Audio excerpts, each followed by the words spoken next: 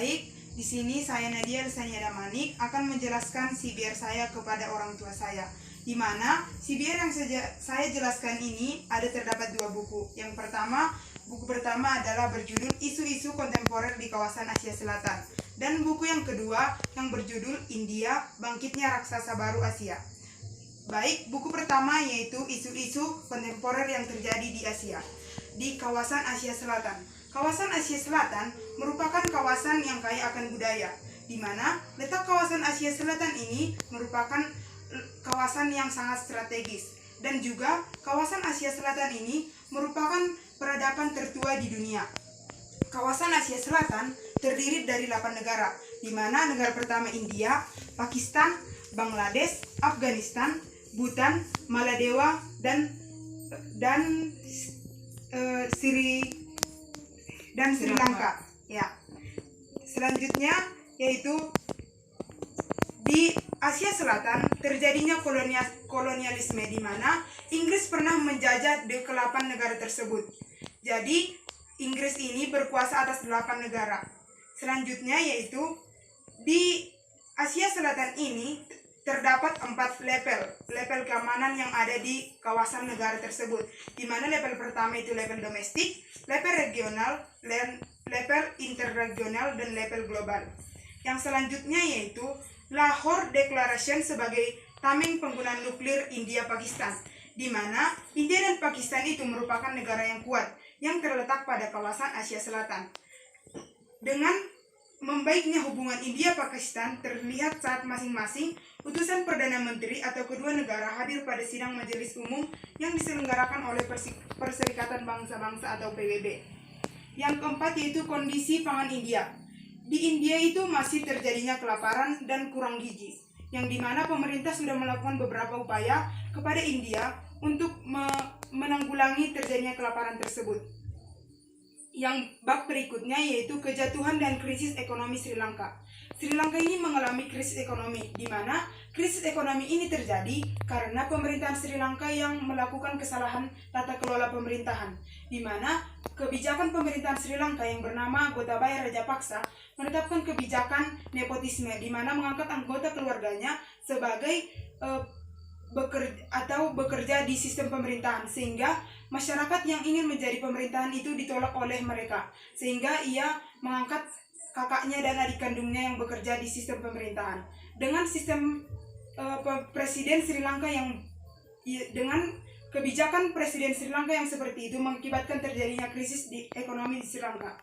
Serta selain dengan kesalahan tata kelola pemerintahan Rajapaksa, Sri Lanka mengalami krisis ekonomi karena mereka menginjam hutang kepada luar negeri untuk pembangunan proyek infrastruktur, di mana pembangunan proyek infrastruktur tersebut tidak mengalami pertumbuhan yang signifikan. Jadi mereka menginjam uang ke Cina itu hanya sebagai untuk membangun infrastruktur yang megah tanpa menghasilkan biaya, tanpa menghasilkan keuntungan yang besar bagi Sri Lanka, sehingga terjadinya krisis ekonomi.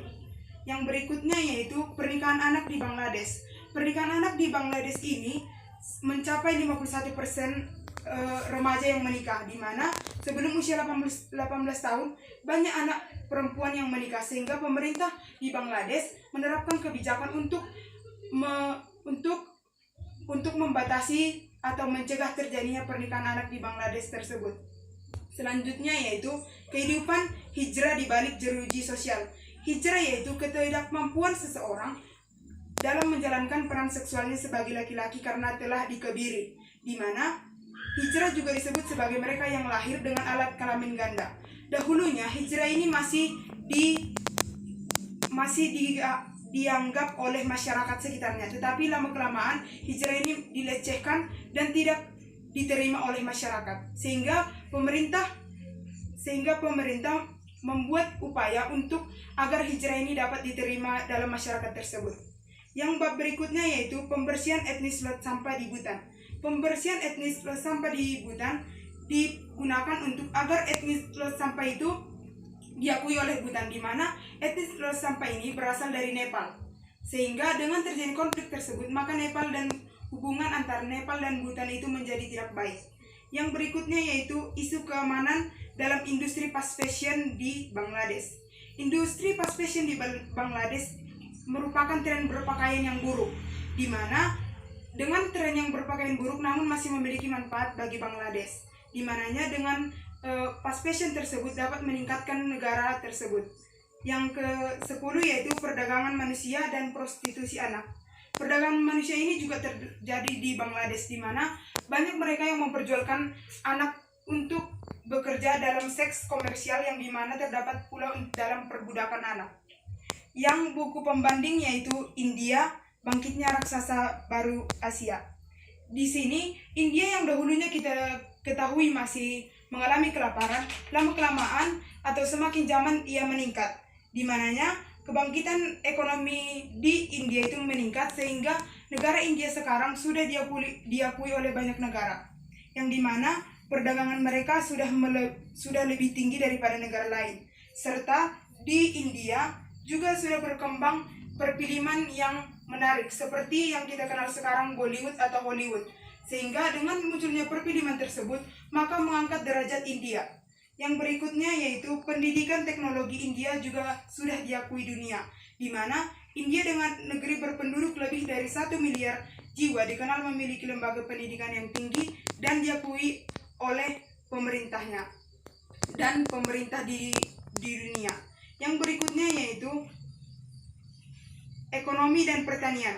Di ekonomi India juga meningkat akhir-akhir ini, di mana dengan pertumbuhan lebih tinggi dan pengembangan ekonomi juga lebih tinggi di India, sehingga mereka sekarang sudah diakui oleh dunia luar. Walaupun India sudah meningkat, tetapi masih ada ironi di balik kemajuan, di mana perilaku masyarakat India masih banyak yang menjadi tertawan orang, yang dimana tipu-tipu India menjadi istilah yang kerap kita dengar, dan perilaku berlalu lintas juga masih seenaknya atau tidak disiplin yang terjadi di India. Jadi walaupun India sudah berkembang, tetapi masih ada sisi negatif dari berkembangnya India tersebut. Baik, di sini saya akan menjelaskan atau memaparkan kelebihan dari buku utama dan buku pembanding. Kelebihan buku utama yang berjudul Isu-isu Kontemporer di Kawasan Asia Selatan, yaitu bahwa dalam buku tersebut di akhir babnya itu dipaparkan tentang intisari. Jadi mahasiswa atau mahasiswi yang membaca buku tersebut menjadi lebih mudah, sehingga dengan membaca akhir bab tersebut maka seseorang dapat mengetahui inti dari bagian A sampai E, sehingga di bagian akhir bab itu kita dapat mengetahui inti yang dibahas dalam per bab. Yang kedua yaitu dalam bab yang berjudul Isu-isu Kontemporer di Asia Selatan, materi yang dijelaskan atau dipaparkan sangat lengkap, sehingga mahasiswa dapat menggunakan buku tersebut sebagai referensi atau rekomendasi untuk bahan ajar bagi mahasiswa. Kekurangan buku utama yang berjudul Isu-isu Kontemporer di Kawasan Asia Selatan yaitu terdapatnya gambar yang kurang jelas, sehingga banyak mahasiswa yang membaca buku tersebut merasa bosan karena gambarnya itu tidak jelas, sehingga banyak mereka yang berpikir tidak mengetahui arti dari gambar tersebut. Yang kedua yaitu buku pembanding, di mana buku pembanding yang berjudul India, Bangkitnya Raksasa Baru Asia. Kelebihan bukunya ini yang pertama, materinya lengkap tentang perkembangan India mulai dari awal hingga meningkat, serta tersedianya juga dalam buku ini bahwa dengan meningkatnya India masih ada sisi gelap dari India tersebut.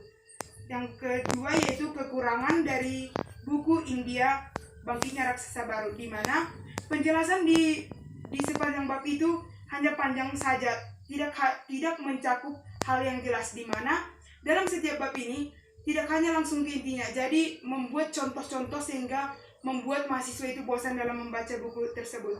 Jadi kesimpulan dari kedua buku yang saya buat sebagai CBR atau Critical Book Report ini yaitu bahwa di kawasan Asia Selatan terdapat beberapa isu kontemporer yang membahas tentang pokok permasalahan yang terjadi pada masa sekarang maupun yang menjadi permasalahan yang masih hangat dibicarakan, serta berkembangnya negara India yang dahulunya dengan status negara miskin sekarang menjadi calon pemain utama dunia, dan India kini menjadi buah bibir dunia, di mana India pun unggul dalam industri perfilman yang disebut Bollywood, bahkan menjadi negara yang ditakutkan banyak negara. Sekian dari penjelasan CBR saya, sekian dan terima kasih.